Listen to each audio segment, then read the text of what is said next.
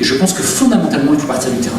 Et donc, contrairement à ce qu'on pense, c'est pas la rue de Grenelle qui doit penser le passage à l'échelle, c'est au contraire une vision beaucoup plus décentralisée et beaucoup plus, qui finalement est beaucoup plus équitable parce qu'on part des besoins de chacun et on arrive à travailler avec les acteurs pour aller vers ce mot qui font, enfin, on n'a pas de bonne traduction en français, qui est le mot d'empowerment. Je pense qu'il nous faut cette capacité à offrir à chacun les moyens d'avancer. Bonjour François Talley. Bonjour. Nous sommes à Ludovia. Tu viens de faire une conférence intitulée « Partager pour construire une société apprenante ». En quelques mots, c'est quoi une société apprenante ?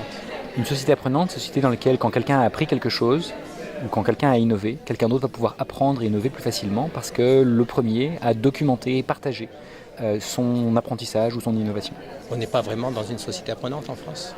On est déjà en partie dans une société apprenante, mais la société n'a pas été organisée pour faciliter au maximum ce genre de dynamique.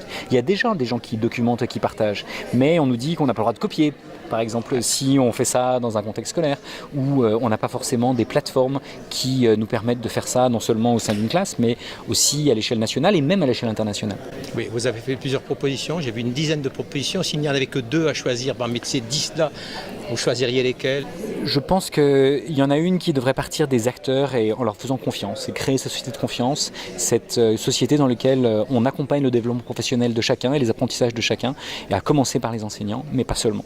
Donc ça, ce serait la première proposition. Et la deuxième, c'est plutôt que de laisser chacun isolé dans cette exploration et cette responsabilité de contribuer au changement à son échelle, eh bien on a besoin de plateformes numériques qui mettent en relation ceux qui sont en train d'échanger, ceux qui sont en train de contribuer à ces dynamiques de changement pour que les avancées des uns facilitent celles des autres et qu'on puisse gravir des épaules de géants et rentrer dans des dynamiques qui sont fondamentalement celles de la science. Mais la science ne progresse pas encore suffisamment vite, en particulier quand elle vient de l'imprimerie. Et donc si on est capable d'être dans des plateformes qui sont plus ouvertes, plus interdisciplinaires, ou dans lesquelles c'est pas simplement quelques chercheurs dans une tour d'ivoire, mais l'ensemble des acteurs qui veulent relever ces défis, qui peuvent le faire ensemble, alors en développant par exemple des recherches participatives, on doit pouvoir aller beaucoup plus vite et beaucoup plus loin. Les questions qui ont été posées à la fin de ta conférence ont utilisé 3 mots. Moi, j'ai retenu 3 mots de ta conférence, tu m'excuseras, mais 3 mots qui me semblent et qui te semblent, je pense, essentiels. Tu en as utilisé un, confiance. Tu en as utilisé un deuxième, responsabilité. Et tu en as utilisé un troisième, c'est éthique. Oui, je pense que la science et la technologie ont beaucoup progressé depuis Aristote et pour lui, c'était 2 des 3 piliers de la connaissance. Le troisième, c'était l'éthique. Et l'éthique n'a pas beaucoup progressé depuis Aristote. Et on transmet beaucoup de savoir scientifique et technique. Et très vite. Et l'évolution de la science et de la technologie est toujours plus rapide et la réflexion éthique a besoin d'être approfondie individuellement et collectivement. Quelle est la responsabilité de chacun, mais quelle est aussi la responsabilité collective ? Comment est-ce qu'on apprend à apprendre individuellement, mais aussi collectivement ? Comment est-ce qu'on s'assure que les progrès des uns bénéficient à tous plutôt qu'à une petite élite qui aurait les moyens de se les offrir ?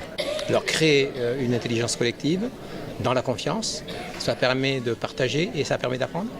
Exactement. Et donc on a besoin de promouvoir ces formes d'intelligence collective dans lesquelles les regards de chacun s'affinent au contact des autres.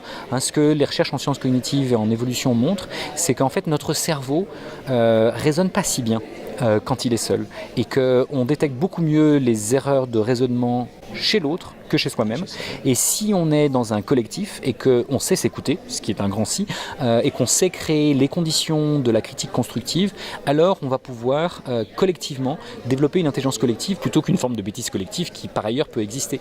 Donc le collectif n'est pas un garant de l'intelligence, mais si on sait créer les conditions de l'éclosion de l'intelligence collective, et il y a grosso modo tout ce qui a eu du succès a su le faire. Et donc la question c'est est-ce qu'on peut plus systématiquement le promouvoir et faire en sorte que les élèves et les enseignants soient pas mis en compétition les uns avec les autres sur les savoirs d'hier, mais plus en situation de coopération pour inventer les solutions de demain. La population du monde est de plus en plus citadine en Europe, mais partout. Peut-on penser une ruralité apprenante ? Oui, je pense que j'ai visité par exemple une école dans un village en Inde. C'était la première école en dehors du MIT à installer un Fab Lab. Eh bien, ce Fab Lab, ils avaient pris des décrocheurs lycéens et ils les mettaient dans ce Fab Lab et ils leur demandaient d'aller voir des paysans, ils leur demandaient de comprendre les problèmes des paysans, d'inventer une solution dans le Fab Lab et de faire autant d'allers-retours que nécessaire entre le Fab Lab et les besoins pour trouver au moins une solution pour au moins un paysan. Et il leur disait, si vous avez trouvé une solution pour au moins un paysan, sachez qu'il y a 500 millions et plus de paysans en Inde et donc il y a plein de gens qui peuvent avoir besoin de votre solution et vous allez pouvoir non seulement leur offrir cette solution, mais leur offrir votre capacité à trouver des solutions individuellement et collectivement. Et adaptable à des sociétés comme la société française ? Les Anglais l'ont fait, les Finlandais l'ont fait, donc il n'y a pas de raison qu'on ne puisse pas créer des dynamiques